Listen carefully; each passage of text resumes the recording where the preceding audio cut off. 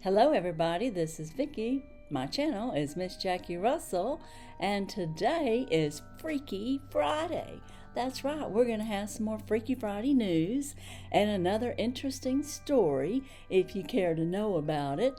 And we have some more freaky recalls. I can't get over how many recalls are coming out. What is up with that? Does that freak you out? It freaks me out that we have so many recalls. It just seems ridiculous. But I'm glad that they're letting us know. I mean, I guess it'd be more ridiculous if they didn't tell us. But yeah, there's more of those today. And then I have a story about my famous aunt named Sunshine Ruby. And it's interesting how I came up with telling that this week. And I'll get into that in just a little bit once we get past the recalls.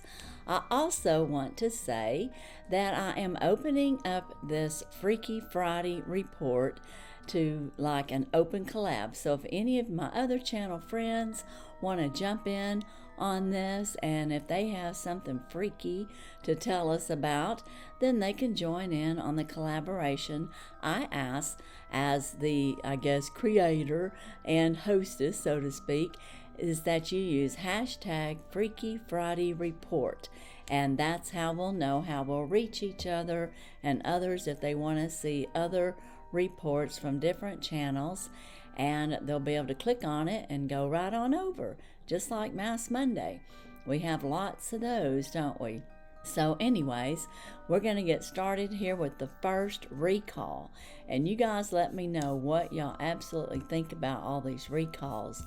The first one is one I never would have thought to see, but the FDA announced a recall on chia seeds. That's right, sold nationwide, not just some little part, because the product may contain salmonella.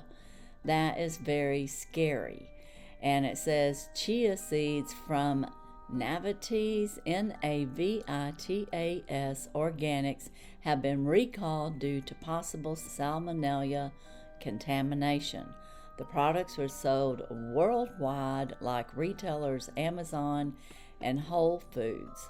Look for the recalled items in your pantry and toss or return the affected seeds. And it was sold to hundreds of retailers. So, Amazon's huge. And it's nationwide. And they announced it January 23rd. So it's pretty recent. And they've pulled all the ones from the shelf at this point. But you may have already bought some beforehand. And the chia seeds that were recalled have a lot of different lot numbers. And I'll try to run those across there, because it's a lot of lots and a lot of different codes. But it says the 8-ounce bag with the UPC code 858847000284 and the following codes. And then it has their expiration dates on there. Like I said, I'll snapshot that and run that across there so that y'all can see that better. Oh, I've got a tickle in my throat again. You know what? Sometimes I think it's my nerves. I get a little nervous before I do these. And, maybe that's why that happens. I'm not sure. But I do want to mention, if you're new here, please consider subscribing. Hit that notification bell so you'll know my next Freaky Friday video. And I also do Wellness Wednesdays. I've started a We Have an Anchor, which is a faith series. And I also do Mass Mondays with another faith devotional in there with Bessie Hicks. Really interesting. But anyway, if you would, hit that notification bell. Hit that subscribe and the like. Now, the next recall is kind of another weird thing, freaky. It's 1.5 million, bottles. So it's a lot of stain remover. I thought, what? Stain remover recalled nationwide due to bacteria contamination. Yeah, I'm telling you, 1.5 million bottles of Angry Orange stain remover have been recalled nationwide for that potential contamination. The items were sold at major retailers again, including Walmart, Target, Amazon, and more. If you have a recalled product, quit using it. Request a refund and throw it away. And the recall is underway, and of course they're pulling things from the shelf. But the products sold under the brand Angry Orange may contain bacteria, including Pseudomonas. I don't know how to pronounce it, so I'll have to write that across there. I've never heard of that contamination. It says it's widely found in the soil and water. Healthy people are usually not affected by this pathogen, so it's like a parasite, but those with weakened immune systems face the risk of serious infection if they're exposed. Oh, that's scary. Oh my goodness. And of course, I told you which one it was. It's the recall of Angry Orange Enzyme. It affects Angry Orange Enzyme stain removers that's fresh, clean, and orange twist scents, sold in the 24-ounce and the 32-ounce sizes. So this is really crazy. So its recall products are from March 2019, oh my goodness, to December 2025. That's horrible. Oh my goodness, that's like 6-7 years. Oh my goodness. Absolutely terrible. So again, at Target, Walmart, the Home Depot, Myers, I think it's Myers, Staples, TJ Maxx, and other major retailers nationwide. They were also sold online, Amazon, Walmart, Target, AngryOrange.com, and Chewy.com. Oh my goodness. Well, I don't have any of them in my home, but oh my goodness. Wow, that is just terrible. So definitely you should probably, if you've got this, immediately quit using it and contact the company that you bought it from for a refund. My goodness, from 2019, would you even remember? I don't know. That was freaky. Okay, so those were two freaky recalls. And I'll run the picture across there so you'll know what it looks like, because you may not realize it, but that's just really scary and really freaky. Yeah, so Freaky Friday's been fun. I've had a good time with it. I was going to tell you guys not too long ago, and I want to say on Wednesday, I was scrolling on my Facebook page, and it brought up a memory that I had forgotten all about seeing. And it was about my Aunt Ruby. And I shared part 1 and part 2 on my Facebook. I reshared it. But my Aunt Ruby was famous. She did 14 RCA records. She was under contract with RCA, and her stage name was Sunshine Ruby. Her name was Ruby, and she was the sweetheart of the Dallas Jamboree. And that was at the Sportatorium. And back in those days, the Sportatorium was used for boxing. And so on the days that they didn't have boxing, they started bringing in music because they considered it kind of like underground music, because this was when Elvis was starting to come out. And yes, my aunt sang with Elvis Presley or was on stage or at the same time with him. She knew him very well, along with a bunch of other stars, I think, like Waylon Jennings, Patsy Cline. I don't know who all was there. It tells a few of them in the videos, and I'll put links to part 1, 2, and 3 down in my description. So if you want to see my Aunt Ruby, she was only, well, she was 11 or 12 when she started. She was a child star, and she was well known in our area, of course, because she lived in the Edgewood, Wills Point area, and her mother would drive her to Terrell, which is about, from Edgewood where they lived, was probably 25 miles to Terrell. And she would have to stay over the weekends with this radio family because she was paid to sing on radio, because this was back, I guess, I don't know, I guess when radio was mostly listened to. So, I mean, we got to think about this. My dad was born in 46, and she was probably born in 48. That's my guess. We didn't have TV then, maybe. I'm not sure, did we? I don't remember when TV came into play. But anyways, that's what they did was play radio, and so she was a little radio singer and very popular. And I don't know what age she got to start going to the jamboree, but she was known as the sweetheart of the jamboree, and that was in Dallas, Texas. It would be like on the scale of Nashville's Grand Ole Opry at this time. Can you believe they tore that building down with that kind of history? And it's just amazing to me. But she was a great singer, and like I said, she did 14 songs. She had a contract with RCA, and she produced 14 records. And the freaky thing about this is that she was so popular, and she had a voice like a woman, but she was a child star. When she recorded those recordings with RCA, she was 14 years old. And my dad went to the jamborees along with probably their other brothers and sister, and they helped out with things. He said he even worked at the concession stand. So they were all able to make money and help out the family. And Ruby was pretty much their support because my grandmother took her all over the place. And she went to New York when she was recording with RCA and for publicity. And she tells people in these videos, if you watch it, RCA president or whoever told her she had to be at the studio at 7 a.m. And I could just see her even at 14 saying, 7 a.m.? I'm not going anywhere at 7 a.m. I don't get up till 10 o'clock. Why, heck, my voice wouldn't even work if I had to be there at 7 a.m.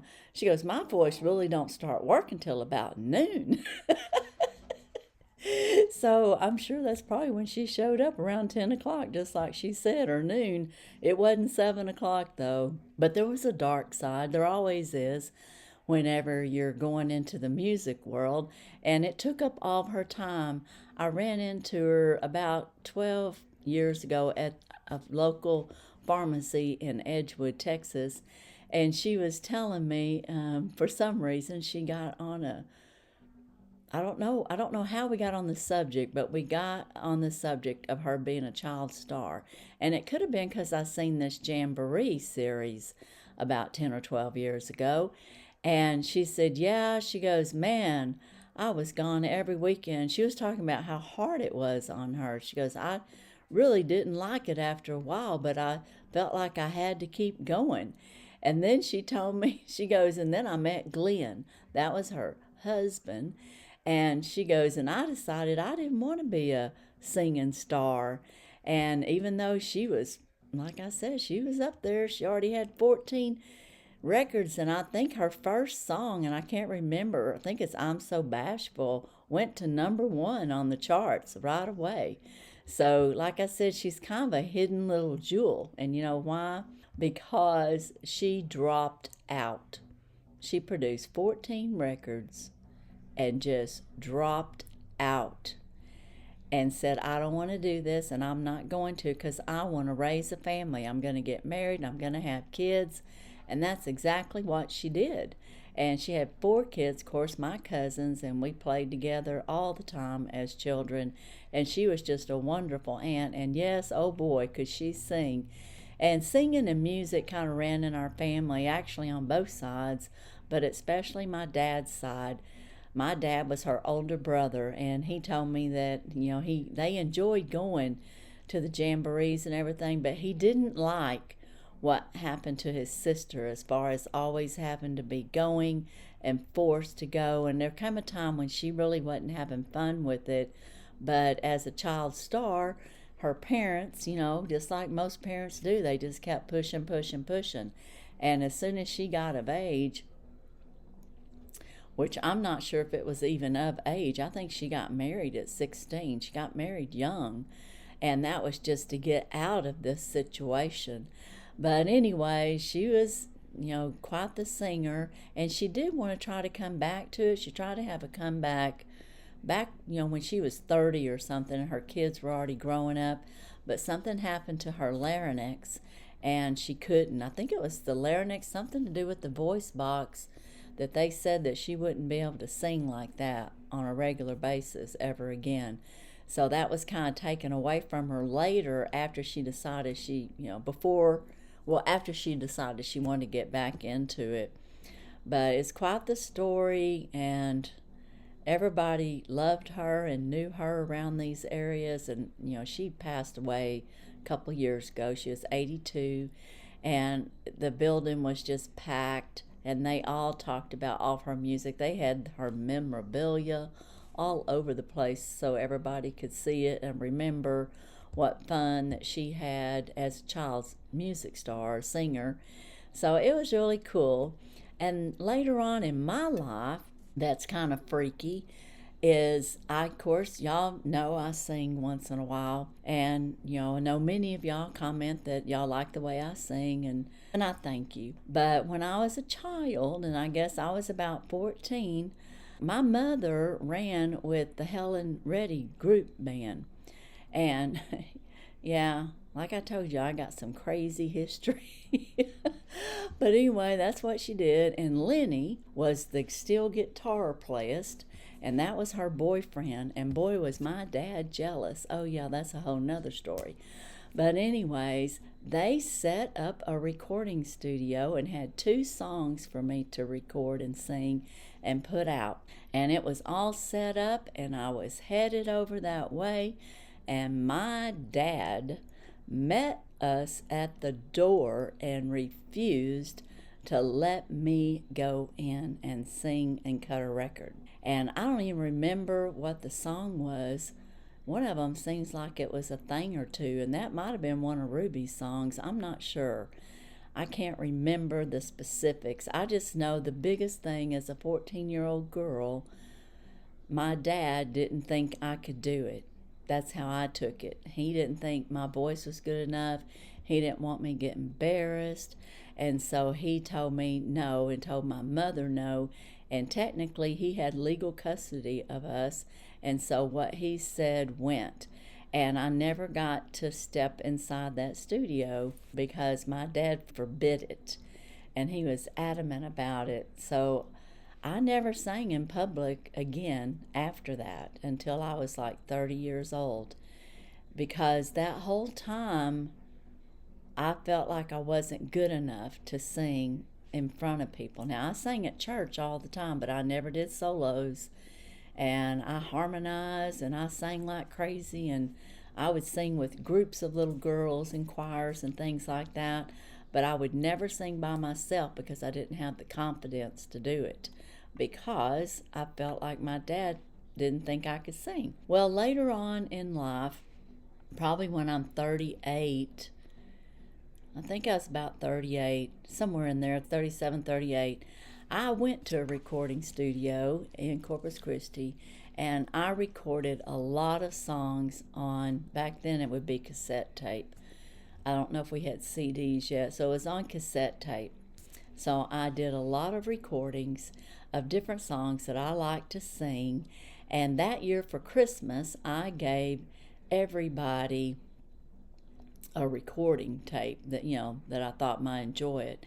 And the reason I had done that, and I think I told you I didn't start singing until I was about 30, and that was The Sound of Music in Hermann, Missouri. I tried out, I got over my fear, but I will tell you about had diarrhea. Well, I did have diarrhea before I went on stage. I was just so nervous, so scared, and it just would just go through me. That probably don't sound nice, but it was the truth. Anyways, I tried out and I got the part of Sophia, which is not a big part, but I still had to sing, and sometimes I had to sing on my own.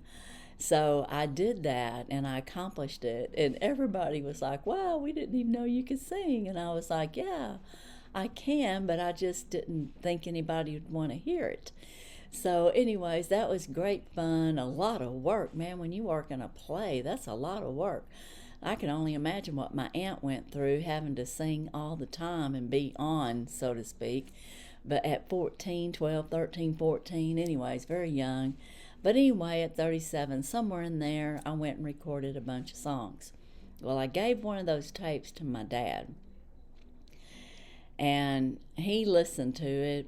And the next time I seen him, he asked me, he goes, who all was singing on that recording? I said, me.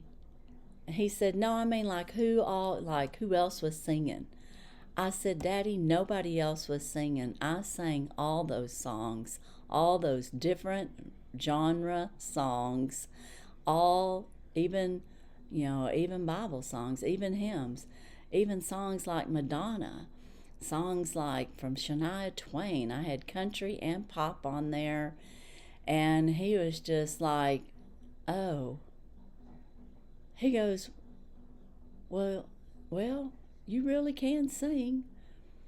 And of course, I probably cried. I'm almost a crying thinking about it. But yeah, I did. I almost cried, just like I'm about to cry right now, because I finally found out after all those years that my father didn't think I couldn't sing.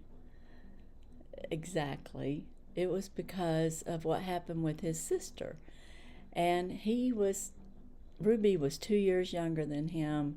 And I asked him after he admitted that I could sing, I said, well, why did you take away the chance for me to sing when I was 14?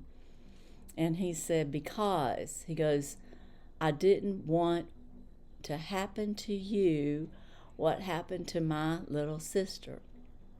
And I said, oh, what do you mean? And he said, well, he goes, she loved it at first and she did like to sing, but after a while it wasn't fun anymore and she didn't want to do that anymore. And he goes, even though she got real famous and cut records and everything, she went to the top. He goes, but she wasn't happy. And it was my mom that really pushed her constantly to go and go. And he goes, I would hear how she would say, I don't want to go. I'm tired of this. I don't want to do this. And so he stopped me from doing it because he was afraid that I guess my mom was going to push, push, push, and I was going to get into something that I might not really want to get into. Now, we'll never know, will we? Because I never got that opportunity, and I never did go back, to try to do that. I guess the closest I ever got was singing locally, and mostly at karaoke bars, but every time I would go, I'd always get asked to come back. And I did for a long time there for a while, I guess in my 30s and 40s, but that was a long time ago. And I'll just never forget that I finally felt like as an adult, 38, whatever, I got final approval from my dad, and what I thought was terrible at the time of 14 wasn't as bad as I thought. He was doing it for what he thought was my own protection and for my own good. But Ruby didn't have that opportunity. Her way out was getting married, and she married my Uncle Glenn. And like I said, she had 4 beautiful children. I loved them all. But anyways, that's kind of history. I kind of got off there, got a little emotional. I'm sorry. I didn't know that. I didn't know that was going to happen.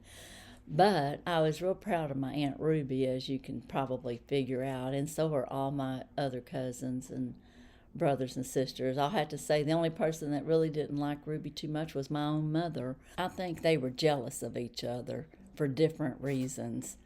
Um, yeah, and that's another story. But anyways, guys, this is my story about my Aunt Ruby and her Dallas Jamboree, I guess, times. And you'll know a little bit more if you want to watch those little clips. They're only about 2 or 3 minutes each, and it won't take you long to get to part 1, 2, and 3. And I don't know these people, the channel that does this on YouTube. I just happened to stumble across it again in my Facebook history. You know how it shows you memories?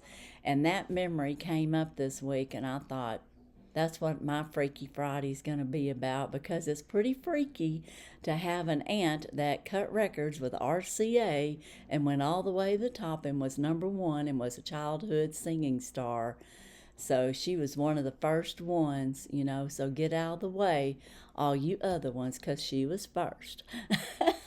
but she had the sense enough to get out of it, I suppose. But that's my Freaky Friday, the recalls, and then the story of my Aunt Ruby.